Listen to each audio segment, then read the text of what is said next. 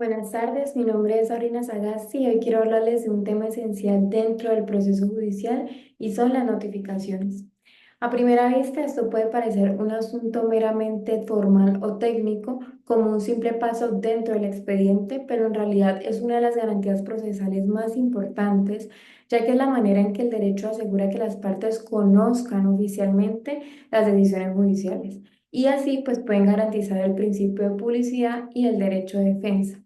O sea, en palabras simples, sin notificación no hay efectos jurídicos, porque una providencia judicial, por muy bien fundamentada o justa que sea, no produce efectos hasta que se notifica. Entonces, solo a partir de ese momento se entiende que las partes conocen la decisión y desde ahí comienzan a correr los términos para cumplirla, impugnarla o ejercer los recursos pues, que correspondan.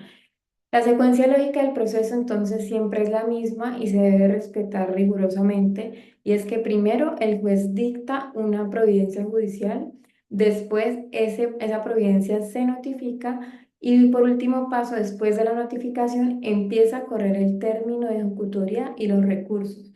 Entonces, sin esa secuencia, el proceso no avanzaría legítimamente.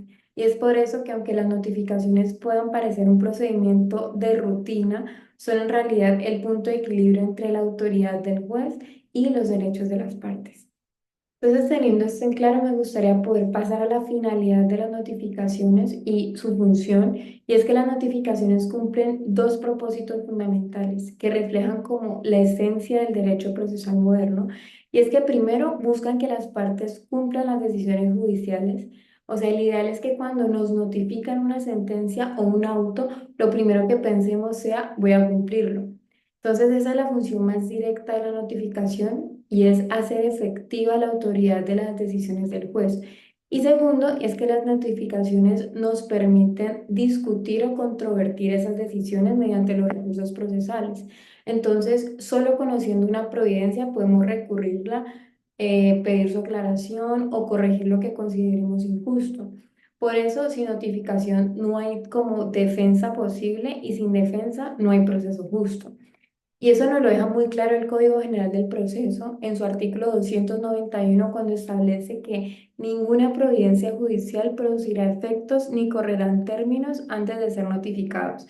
Entonces, esta norma tiene una consecuencia práctica muy importante y es que la fecha de la providencia judicial no determina nada como por sí sola. O sea, lo que realmente cuenta es la fecha en la que se notifica porque es desde allí cuando nacen las consecuencias jurídicas, el cumplimiento, los plazos pues los recursos.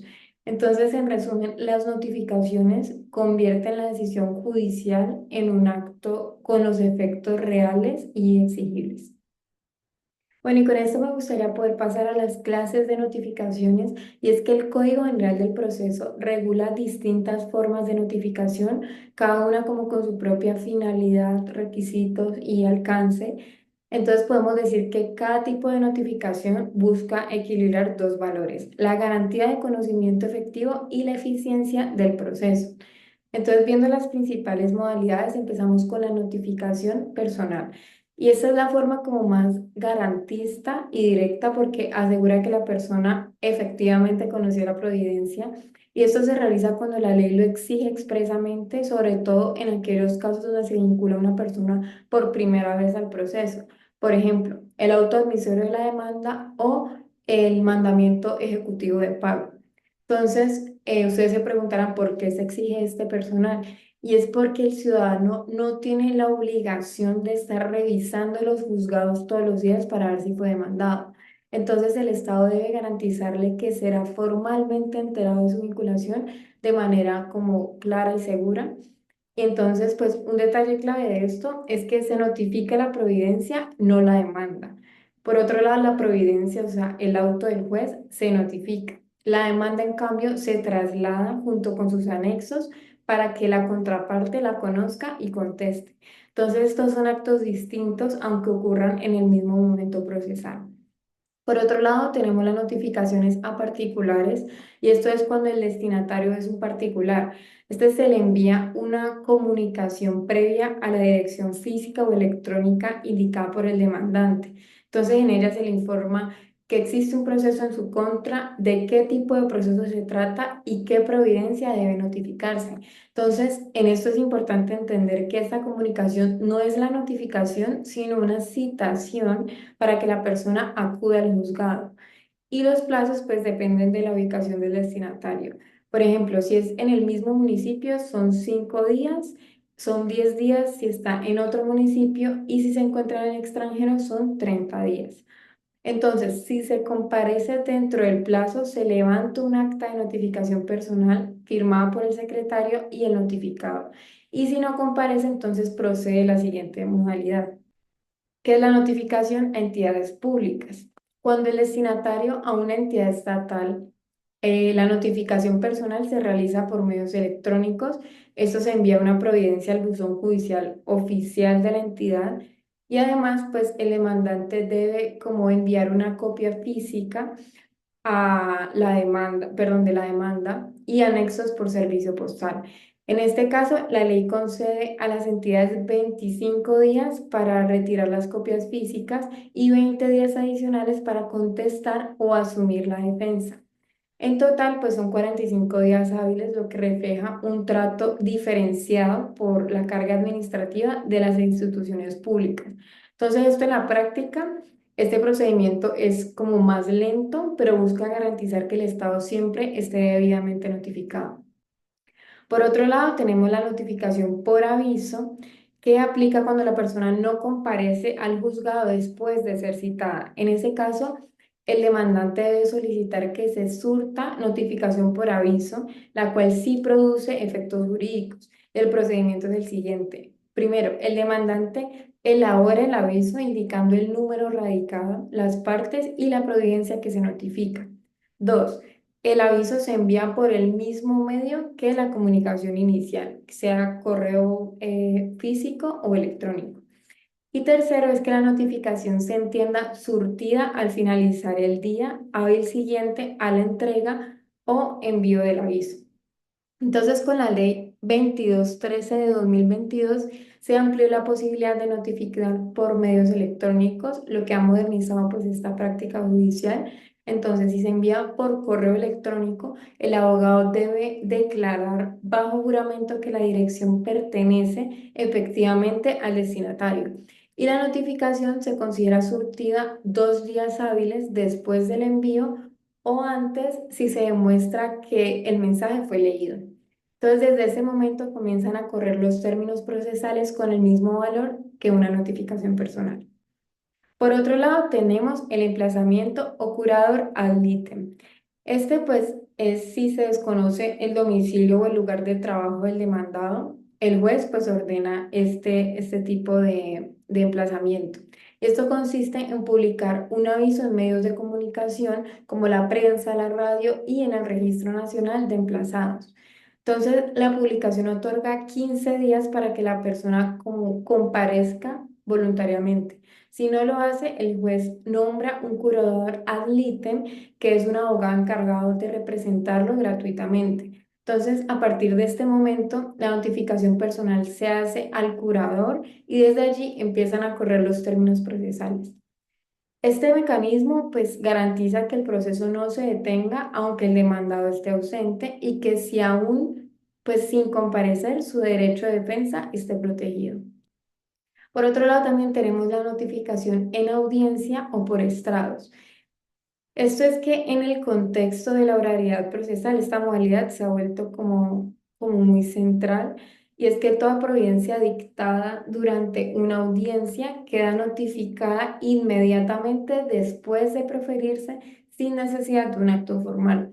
Esto creo que sí, es incluso si las partes no asisten a la audiencia, pese a haber sido citada, la notificación se entiende surtida por estrados. Y esto pues responde al principio de eficiencia y es que el proceso no puede depender de la presencia voluntaria de las partes.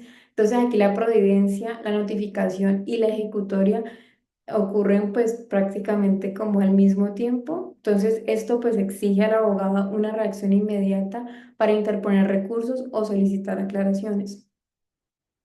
Por otro lado, tenemos la notificación por estados y es la notificación que es como la regla general y subsidiaria, y es que si la ley no indica otra forma, se hace por esta vía.